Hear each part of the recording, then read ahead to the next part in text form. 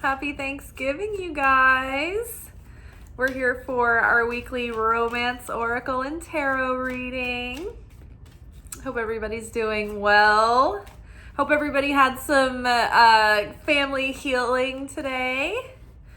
If you did, that's really great. If you didn't, that is okay too. And don't you give up, because many, many, many years, my holidays ended in tears and in heartbreak and in, hurt feelings in many ways. And over the past couple of years, things have progressively gotten better and better. And there was even like an argument last year where things were aired and it was like things got to be, clarified, and it seemed like it was like conflict, but actually it was needed and it was therapeutic. So don't give up. Don't feel discouraged. If you have a difficult family and a difficult family situation, things can turn around. And for me, this became part of my nightly ritual. There's a specific prayer. It's a Kabbalistic prayer. I can't remember whether it's written by King David or based off of one of the Psalms by King David, but it's a prayer of self-nullification and self-emptying before bedtime. And it gives the creator, all the power to take care of things and to help you heal things. But long story short, one of the things that I brought into that nightly prayer, and it's a prayer that you say before you go to sleep every night out loud. It's called the prayer of Bitsul. And if I can, I will share the slide that I have in my community page. Like if you guys go to my channel and you click the community tab, you'll see the feed. And that's where you'll see all the posts. Like I repost all the videos that I do, and you can see the order of the content as it comes out. And then, how I say, I make a written post and you'll see the photo at the end of the Monday, Wednesday, Friday video, or I guess you guys don't really see it as Monday, Wednesday, Friday video. But anyway, I post those there with the article, the blog that I write with the post for that day that we talk about in the video. So a lot of times what I write it's got different concepts than maybe what we talk about when we come on the video. So you can go to my community page and find my content there as well. But I will share this prayer on that page so you guys can save it. You can actually take a screenshot of it and save it as a thumbnail in your own phone. You can make an album. I have an album of photos of just thumbnails of prayers and things in Hebrew and different charts and things that I have just as my reference. It's like my on the go sort of it's not a Bible, but it's like an on the go spiritual kit. So I'll send you that. But yes, through daily prayer every night and making an effort and keeping an open heart and not getting discouraged even when things looked like they were getting worse, just keep showing up. You have to accept the fact that the other family members may not change their behavior. They may not change their consciousness. They may not change their heart right away. But if you stick with it and you just accept them, even if they don't change, you're just like, you know what? I'm just going to change myself. Not the way that I am, but, and I'm not going to show up in a way to pander to them, but I'm going to change the way that I perceive their behavior towards me.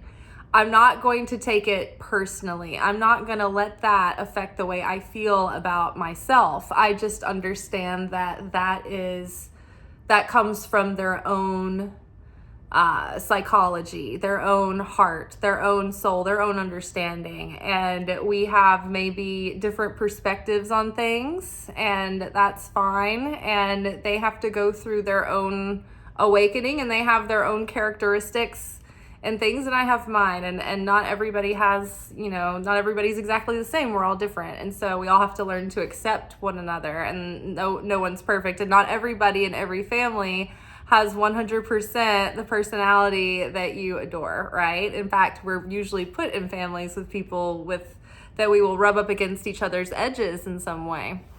And that's what helps refine us and awaken us. And so the first step in that awakening is realizing, okay, I'm going to be responsible for my side of the fence. And instead of letting myself be, offended by things and, carrying that grudge around, I'm going to try to have compassion. And even though I don't maybe condone them or agree with them or, et cetera, I'm just not going to let this get me down, right? That's the base level there. You can be dealing with a variety of different types of people on a spectrum of intensity, right? But you can just decide, okay, when I leave this time that I'm spending with them, this is not going to take me out. This is not going to leave me leveled. This is not going to leave my self-esteem in the pits, right? You're going to feel like it's not going to take days to recover anymore. You're just going to shake it off. It's nothing personal. This has no reflection on me. This is really their issues that they need to work through. And that's it. And you're not saying that in a judgy way. You're not saying that in a critical way. You're not finding fault. You're just letting it be neutralized. And you're not letting it be a dagger that lands in your heart, right? Deflect it. We're not bypassing, right? Sometimes things do hurt. And so we can feel, oh, okay, acknowledge to yourself, no, that wasn't good. That didn't feel good. But I know that that's not true. And that's no reflection on me, right? You have to tell yourself what you wish that caring parent would have said in the moment, right? You have to reparent yourself in that moment. So this is just, it's a messy process, but I think if you stay resilient and hearty and stick with it and keep your heart open, that's the thing. You can't give up. You can't fall into despair. You just have to stay determined. And sometimes it requires that we go to Deluluville for a while. And when we go to Deluluville, it's like we're living in the imagined state, but we know the truth. We're not looking past the truth. We're not burying our head in the sand, and we're not avoiding. There's a real big difference. But when you're talking about it, I think it could be taken in a way that's maybe misstrued, but I could overthink what I'm saying forever and try to over-explain myself forever, but I think we're getting it. Okay, so enough about healing family issues. What if that card comes up again? Well, we won't have to talk about it again. So we've got new love, first card out. Loving this, very exciting. Maybe if we had, a nice day with our family and we felt like we had a turning point in our growth and our healing, maybe that's a good sign that love is on the way. That's what the cards have been telling us for I don't know how long now. It's like, okay, you want a healthy love life? Heal your father issues, heal your mother issues, heal your family issues, forgiving and learning. It's like they never let up, right? So we've been doing that, and now we're headed towards those new chapters starting, new cycles. So a new person has stirred your romantic feelings. So maybe you have a crush. Maybe you haven't met this person yet, but either way, there might be new romance starting in your life. And you might even just be feeling this like disembodied, detached feeling of romance. I've kind of had that recently. I've just been like, I don't know, like thinking, is something gonna happen soon? It feels like, when you get like, I don't know, do you ever have disembodied excitement about something and then you're like, I feel excited, like something's about to happen, but I don't know what? It's like that same, like, when you get this feeling, like a sense of doom, like, oh no, I have a terrible feeling. It's like the opposite of that, right? In the mood for love. Oh, this could be the one. Ooh, fun. Lots of good times, huh? So new love is on the way. It could be significant. This could be the one. You've already met the romantic partner that you seek. So keep that in mind. This might be someone that that's in your life, or this new person on the horizon. This might be the one. And we have been warned by Spirit recently, don't jump the gun. Don't try to fill any spaces because you're antsy or you're feeling in the mood for love, like you've got this disembodied sense of romance and you're like, I'm kind of feeling like getting out there. Don't jump the gun to fill the space. Like date, meet people, find out what they're all about, but be choosy because there could be that one coming soon. And I mean, I guess we could all look over our shoulder forever thinking like, oh, this person's great, but what about the next person? The next person could be great. There was a really good interview that I feel like Matthew Hussey might have done this with this guy who's like, I don't know, I think his expertise is in statistics, but he had this like kind of like romance book that he wrote about how to get over that that phenomenon now that we have of like almost having too many options because you're presented with like a world of choices, right? There's this big internet that opens up so many more people that are like passing in front of your eyes all the time. And then the dating apps, you know, they seem, you know, they offer this illusion that you have all these other options. And so it could feel like you're afraid to make a choice because you're like, oh, how do I know this is the one? Like, what if there's another person out there that's better than me? And the thesis that he was presenting was the fact that once you get to a certain age and you have met like sort of like a sample group of adults and you've dated around, you've kind of got an idea of what's out there. He was like, people aren't that unique. People aren't that, there's not that many like amazing people out there, right? So he's like, if you get to a certain point where like you're really getting ready to settle down and you've met someone who's really great and amazing and it's legitimately a good relationship, he was like, the odds are that this might be the best person that you find again for a very long time. Like, there's not a million out there. So he was like, we shouldn't be so afraid of, like, we've got it in our minds, like, we can't settle. And it's like, settle down. Like, eventually you need to settle down. And it's not a bad thing. Like, if you find someone that's wonderful and amazing, like, don't have that constant feeling like you're afraid to just go on and like call it a day and make it a deal, you know, like, all right, we're going with this one, you know. But also at the same time, this is a major decision that you're making. So you need to really know who you are and what you want and what you value. And you've got to be realistic about if you're compatible with people, you know. And I think that's going to help as we're meeting people, we're getting to know them. It's going to help a lot if we can be honest about like what our core values are and if they're going to match with that person, or like if your lifestyles and tastes and I don't know, inclinations are going to be compatible, right? Some people just aren't compatible, and then they have like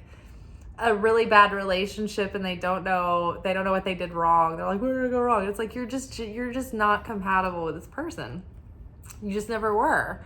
So I think it's really, you know, getting clear about what we want, and that helps us feel a lot more certain and settled that we can make a choice when the right choice comes along. We don't pass up on something that's really great just because we're like, well, I don't know, there's so many options out there, you know, that feeling like you're just like afraid to commit.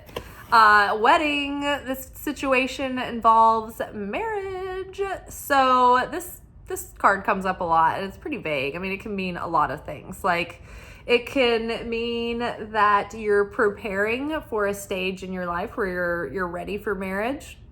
And so, you know, I think that too, this spread so far feels like it's like potential things are coming in, right? And so you've got new love cycles coming, and new people are coming into your life, and maybe even a new love is coming into your life. And this could even be the one, right? And so if you're looking for the one, then you're going to also be realistic about wanting to meet people who have those same goals. And it's like, you're not necessarily trying to put the pressure on finding your forever person, but you're just looking for people who are also ready for that stage in their life. Like, you know, you meet people and we've all heard this before. Someone tells you like, oh, you're perfect for me. If only like this were the right timing. Like, I'm just not ready to settle down. And you're like, So you're looking for someone who's in the season of their life where if they meet that person, that they're ready to go there. And two, if you're not, like, I think that just knowing if you're not looking for this, if you're not ready for that, that helps too. That helps clarify, but I think that this is something for us to be considering. Also, as you're considering the people that you date, right? If you start dating someone that tells you in the beginning that they're not looking for anything serious, but you just keep hanging out and you keep building a bond, then this card could be telling you and warning you like, hey, like this person early on told you they're not looking for marriage, and this is affecting your ability to be married now. Like this is in the way of you getting married. So the way that when this card comes up, the way I see this is that like whatever your choices are right now, we're at like this turning point or a crossroads where like our like ability to get married is kind of like in flux at this moment. Like our decisions and the choices that we're making are having an effect on whether or not, when we get married, who we get married to, all of that. It's like it's kind of all involved, right?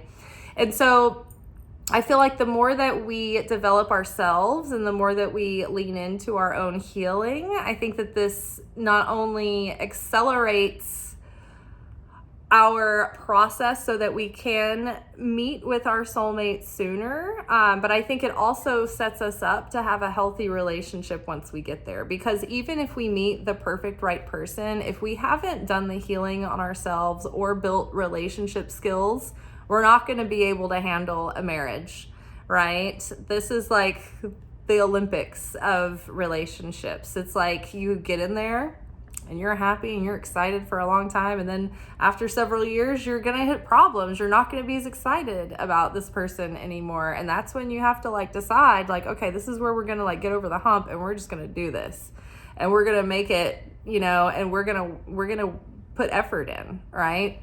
Because a marriage takes a lot of effort. You have to put the effort into the bond and the attraction and the spark and just maintain the household and all the things that come with it. So there's so many layers that are involved in this, that this situation involves marriage. It's like maybe it's also a good idea to start like considering like, what is marriage? What is it really? Like, do you know what you're striving for once you get there? Like, most people get married and they're in over their head and they don't even know it. And some people like make it and they're lucky. And some people it's not luck. They learn the skills. And so, some people have to really work at it. So I don't know. We'll get more insight into this card when we pick our tarot cards. Let's get one more oracle card. This could be the one. New love. What are the odds we're going to meet the person we're going to marry this week? Pay attention to the red flags. Not good. The odds are not good, actually. Yes, the signs are cautioning you. So circling back to the conversation that we had, where like, for instance, I was in a relationship once with a guy. This was like around 2010. And it turned out to be a relationship where like we were like best friends and like we did a lot of great stuff together. But in the beginning, early stages of that relationship, I think we were like 8 months in, and we lived together. But we were on a road trip to go pick up a car that we had bought. It was our first business car. We were grips. We were grips and electrics, and in film that's the lighting and the rigging. So we drove up to New Jersey to buy this hearse. It was this Cadillac hearse, and it looked like an old 60s one, but it was a 90s one, and it was really cool. It had like powder blue interior. It was like super like rockabilly gothic. It was awesome. We were like we kind of went by Death Grip, was our kind of like what we're known as. And so we did all these cool things together, and we had this great relationship in a way, but we were always sort of like brother-sisterly. But he did look at me on that road trip, I remember, and he said, and it was kind of, we weren't fighting or anything, but he was just like, I'm never going to marry you. Like, he was just like a bachelor for life. He was like, I'm never going to marry you. And I didn't know what to think of that in the moment, because it wasn't like, I don't know, it wasn't confrontational. But he was like one of those people that was like, I'll never leave you. I'll be your life partner. But like, and I'll commit to you forever, blah, blah, blah. But like, I'll never marry you. I don't believe in marriage, kind of thing. And it's like, I should have just left the relationship like when we got home. But I didn't. I was a fool. I stayed in that relationship like way too long. We were together for another couple of years, and then I did eventually end up breaking up with him, just because like there wasn't, like he wasn't gonna marry me. He'd already told me. I was just like finally like getting it. It took me a while to see that like he was not doing the things that you do when you build a life with someone that you want to marry. It's not the same. Life partner is not the same as a marriage. It just isn't. I've been there. I've been sold the whole we'll be life partners thing, and let me tell you, it ain't the same thing. You're not putting in the same skin as when you sign a contract, period. So if someone is giving you the signs that they're not going to commit to you, or that they're just having fun, they're not in that season of their life, like even if they care about you, they might care about you enough to have a 5-year relationship, but then at the end of that 5 years, they're going to be like, okay, I'm still not going to marry you, and we're going to break up, and then I'm going to like marry the next person I meet, right? Literally almost everyone I've ever gone out with marries like the next person they meet. So listen to that. When they let you know who they really are, believe them. Do not waste a few years thinking, they'll change their mind, they'll change their heart. Believe them when they tell you, and get the hell out. Don't waste any time. Don't feel bad. Don't look back. Just next. Moving on to the next. Okay, because that is going to prevent you from getting married. That's going to prevent you from meeting the one if you're stuck with the person who's already told you that they're not the one. Because you hope that they'll change. It's not, oh my God, y'all are not going to believe what was on the bottom of the deck. Refusing to see. Refusing to see. I'm not looking at this. I'm looking away. I'm avoiding this because I want this person to want me back. This is why I am very, very against people who want to manifest their partner. And it's one thing to pray, to like call that person into your life, to like hope that you meet this person and pray that you are guided and helped to become this person who would merit meeting that equal, that partner. But like when people are putting out videos about manifesting a specific person, I'm just like, how dark is this? Because not only are you obsessing over someone who does not return the same feelings, you're also trying to bend their will by forcing the universe to play along, to manipulate this person into like being hypnotized into a love spell to love you back.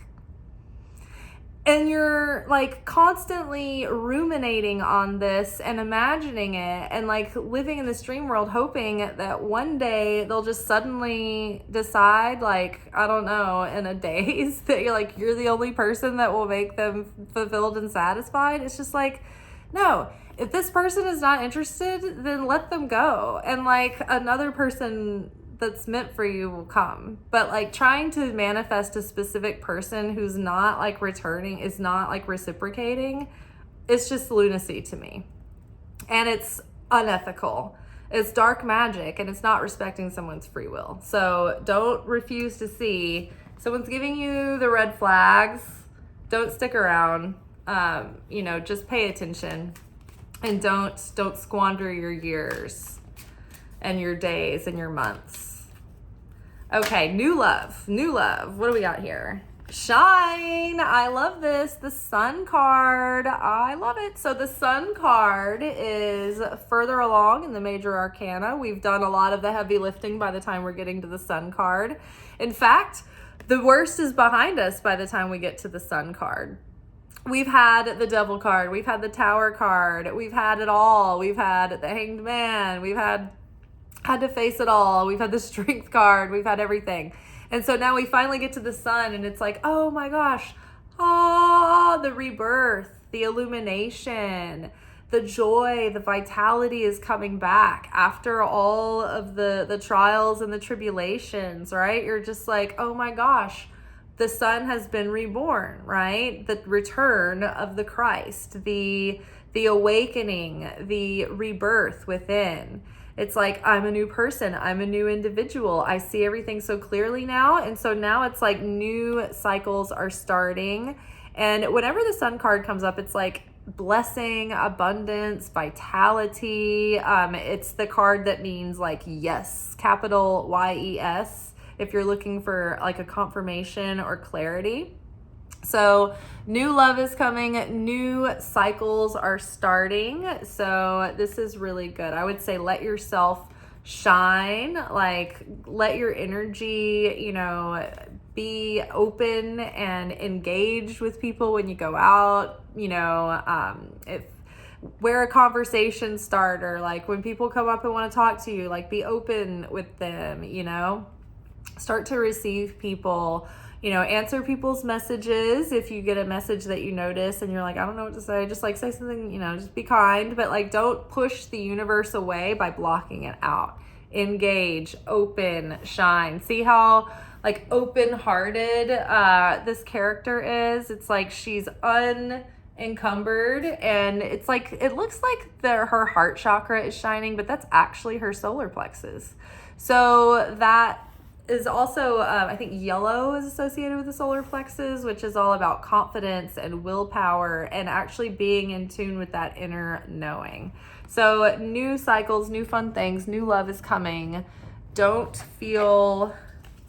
worry and don't feel rushed. Okay, what do we need to know about this could be the one? You've already met the person that you seek. Sometimes that literally might mean that you already know them.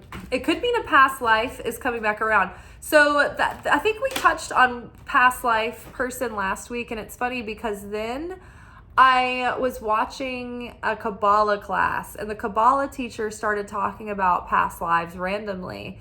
And he was like, say you were supposed to like marry this person in like all these past lives, and every past life, like something about both of your tikkun wasn't healed when you met, and you ended up avoiding this person or pushing them out, and you never got together. And he's like, but in this life, it's like you've done the work enough to where this time when you come together, it can happen. And I was like, that is so weird that he's having this conversation, because I feel like this ties into what we were talking about like last week, or it tied into something. And I say, oh, that's so weird. I don't know.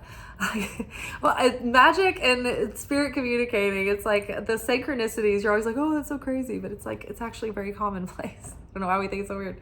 Oh, okay, I love this. So this could be the one, and it's Six of Pentacles. Six of Pentacles is about equal reciprocity, okay? Someone's coming that feels like you're the one also, like that you're the one that they've been looking for as well. Like they feel the same way about you. Like, oh my God, I've been looking and searching, and I've just been wondering where you are, and I've finally found you, and I'm so excited. And they see your worth the way that you are the one that is always the one open-hearted, and just being so excited about everyone else, and giving your love, and being, you know, so loving and so, you know, open and vulnerable and trusting, and thinking the world of others, and thinking the best about people, and never getting that in return. This time, the one is going to be the one that's an equally yoked partner, that's going to be giving you what you are giving out. And it's going to be an equal enthusiasm, an equal excitement, equal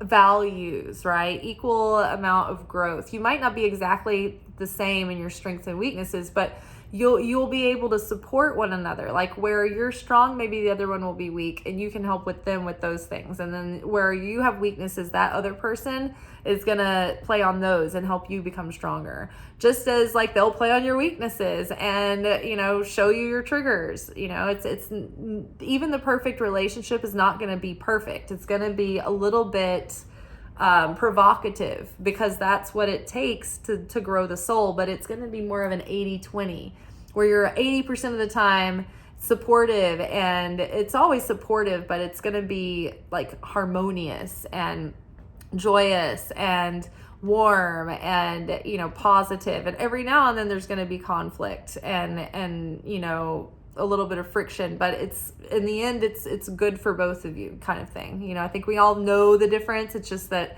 making ourselves pay attention to the red flags and live by that knowledge is a different thing. So embodying the wisdom is what we are being asked to do right now. We're being tasked with embodying the wisdom. It's like, so sometimes we know we have the wisdom, we just don't act right, right? So now it's time to act right. Okay, so don't accept anything that's not equal reciprocity right now. Don't go after someone. Don't be trying to manifest a specific person who doesn't return the feelings, right? So new person is coming. This could be the one, and you'll know because they're going to be equally as excited, and they're going to be equally invested and equally committed and devoted to you as well.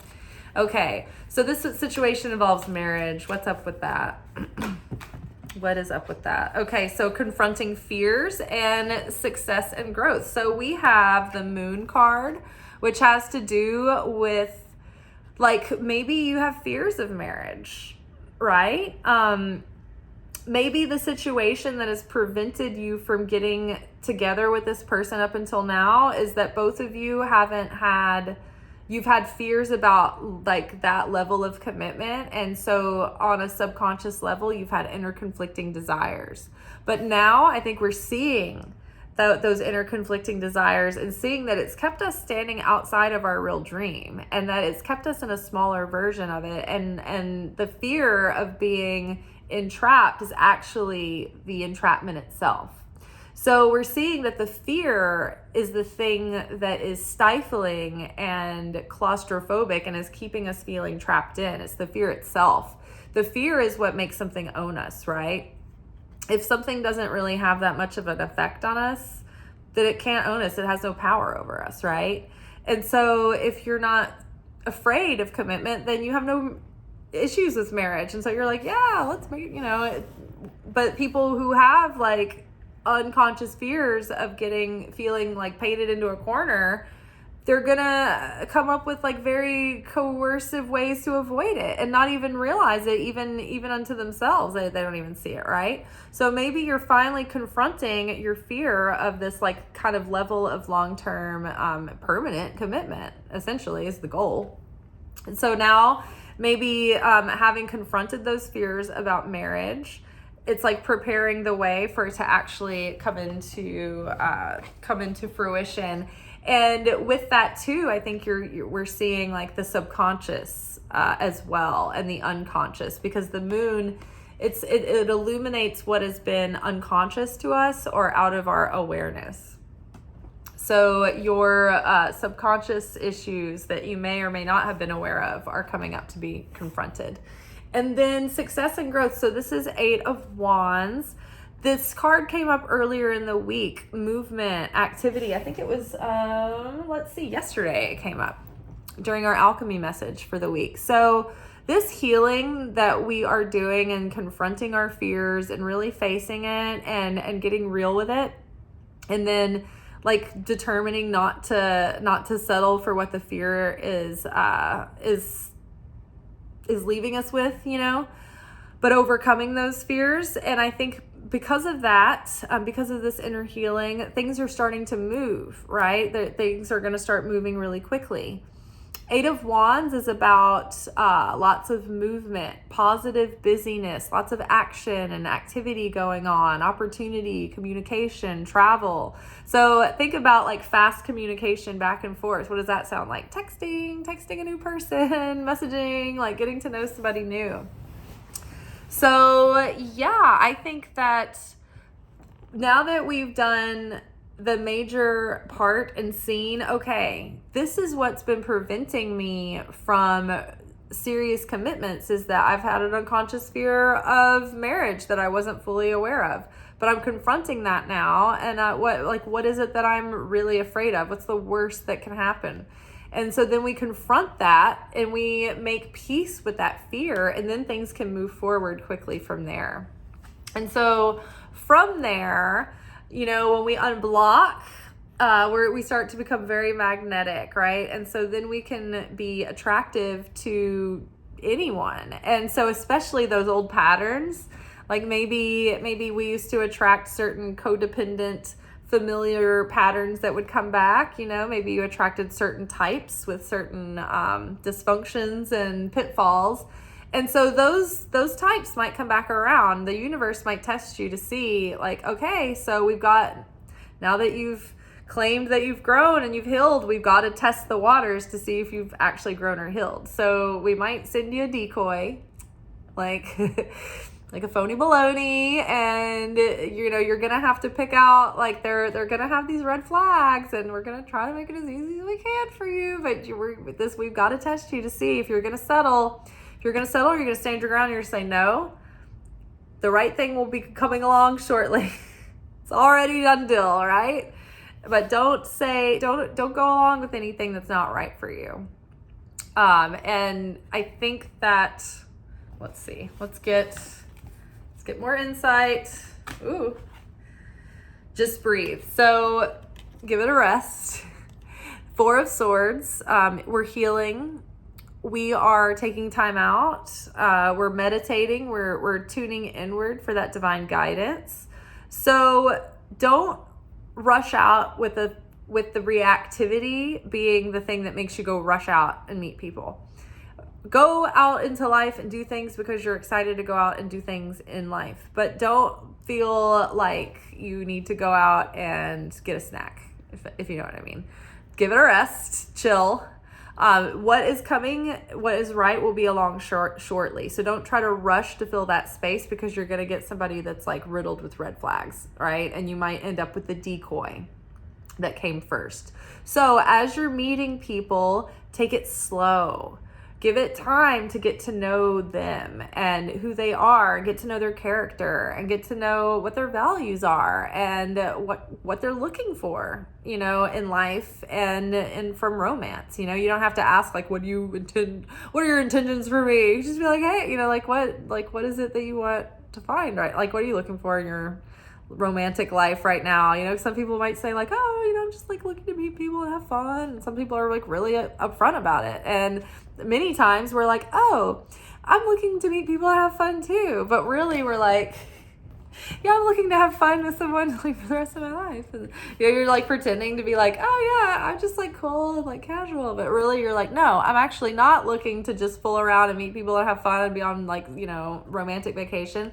I'm actually looking to settle down. So take your time getting to know people for real. Let people be themselves, and accept who they really are. Believe who they are when they're telling you, and don't force them to be someone they're not by being like, I like you, I just want to keep you anyway.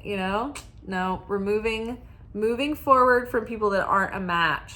So in order to really, look past the excitement, right? Because when you meet someone at first and you're really attracted, it's hard to like check in with your rational mind, so that's why you have to give yourself time to let things breathe and to give yourself space from when you hang out and everything's really exciting. That's why you don't need to be like hanging out like so many times a week when you first meet someone. You need to give that space so that you can reflect and, okay, are they like, do we have things in common? Do we have values in common? Like, are we going to be compatible? Like, is this person showing me legitimate interest when there's space? Are they like reaching out? Like, give it time to really reveal what it will be. If you take things slower in the beginning, it actually saves you time in the long run, because if you rush something in the beginning, usually one of the two people suddenly is in a panic and they're like, whoa, this all happened so fast. I wasn't thinking. I need to